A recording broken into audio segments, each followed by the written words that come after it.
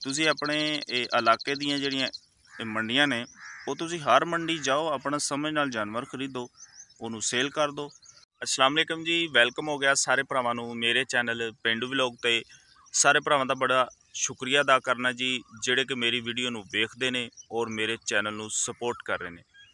ਇਹ यूट्यूब दी फैमिली जिन्नी भी मेरे नाल जुड़ चुकी है उन्हां नाल मैं कदी भी धोखा नहीं करांगा जी, कदी उन्हां नूं गलत बयानी नहीं करांगा, कदी उन्हां नूं मिसगाइड नहीं करांगा। ठीक है जी, जिहड़ी भी चीज़ तुहानूं दसांगा बिल्कुल ओरिजिनल होएगी।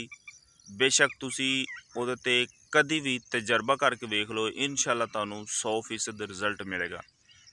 इस तरह ही जनाब अज मैं फिर एक नवी वीडियो नाल और एक नवे आइडिया नाल तुहाडी खिदमत च हाज़र होना। अच्छा जी, अज फिर मैं एक नवे आइडिया नाल तुहाडी खिदमत च हाज़र होया जी। तो वो तरीकाकार ये है जी कि असी अपने जानवरों का काम किस तरह शुरू कर सकते हैं जी, तो असी फिर एक दिन दे विच किन्ने पैसे कमा सकते हैं। ठीक है जी, मुख्तसर जिहा तुहानूं तरीका दसना है, इंशाअल्लाह तुसी उत्ते अमल करोगे तो 100% तुसी जिन्ने मैं तुहानूं पैसे दसांगा ना वो तुसी कमाओगे। ठीक है, तरीका भी दसांगा तो पूरी गलबात तुहानूं मैं दसन लगा जी। ये एडा लम्मा चौड़ा काम ही कोई नहीं, तो एडा वड्डा फार्मूला भी नहीं है कि जिहड़ा तुहानूं समझ भी ना आवे तो तुसी ना कर सको। ठीक है, तुहानूं थोड़ा बहुता नॉलेज होना चाहिए।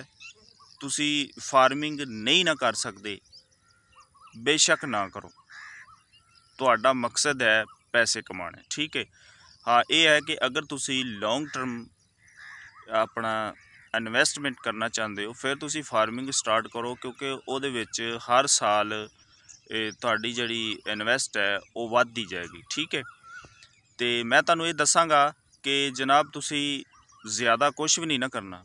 30,000 का तुसी जानवर खरीद लो, भावें वो बकरी हो जाए तो भावें वो बकरा हो जाए। ठीक है, फस्ट टाइम तुसी ये करना है कि 30,000 का जानवर खरीदना है मंडी च जाके।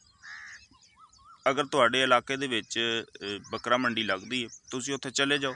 ठीक है, सुबह दे टाइम जाना है, ये नहीं कि तुसी 12 बजे उत्थे अपड़ो तो व्यापारी भी अग टुर जान ते जिहड़े वेचण वाले ने वो भी अग टुर जान। ठीक है, इंज नहीं करना। तुसी जनाब टाइमली अपनी जिहड़ी इलाके दी मंडी है उत्थे चले जाओ, 30,000 का जानवर लै लो, 25,000 का लै लो, 20,000 का लै लो। ठीक है, 20 तो 30 की रेंज दे विच तुहानूं साफ सुथरा अगर जानवर मिलता है ना उन्होंने तुसी खरीद लो, क्योंकि जिहड़ी मंडी है ना उहदे विच ज़्यादातर जिहड़े लोग हैं वो देहात दे हुंदे ने, उन्हां नूं इन्ना नहीं पता हुंदा। ठीक है, वो ना ही इन्नी स्ट्रगल करते हैं, वो जूँ ही जानवर लिआंदा तो उन्होंने अपना जल्दी जल्दी सेल करके चले जाते हैं। वो तो फिर बैठे होंगे ने फड़ीयल, जिन्होंने असीं फड़ीयल सदने आ, वो जानवर लैके स्टाक करते हैं, घंटा दो रखते हैं, फिर नवे जिहड़े व्यापारी खरीदण वाले आउंदे ने उन्होंने दे देंदे ने। मुख्तसर गल ये कि तुसीं 30,000 का या 20,000 का, ठीक है, कोशिश करो 30,000 का लाओ, क्योंकि थोड़ा अच्छा मिल जाएगा और नस्ल भी अच्छी दे मिलेगा। साफ सुथरा तुसीं जानवर खरीदो, भावें एक लै लो।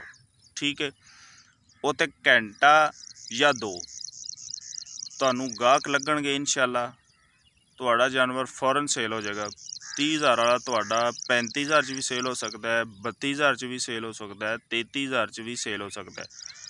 मतलब ये है कि तुहानूं घंटे दो दे विच रुपया 3 तो 4,000 बच जाएगा।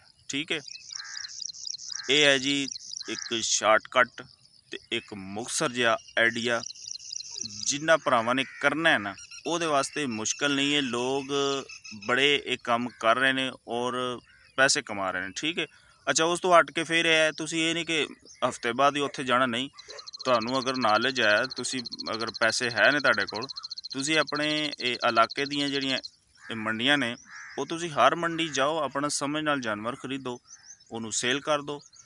अगर तुहानूं मंडी च मिल जाए तो बेहतर है, अगर तुहानूं इलाके च वारे नाल मिलदा है वो लैके सेल करो तो अपना पैसे कमाओ। ठीक है जी।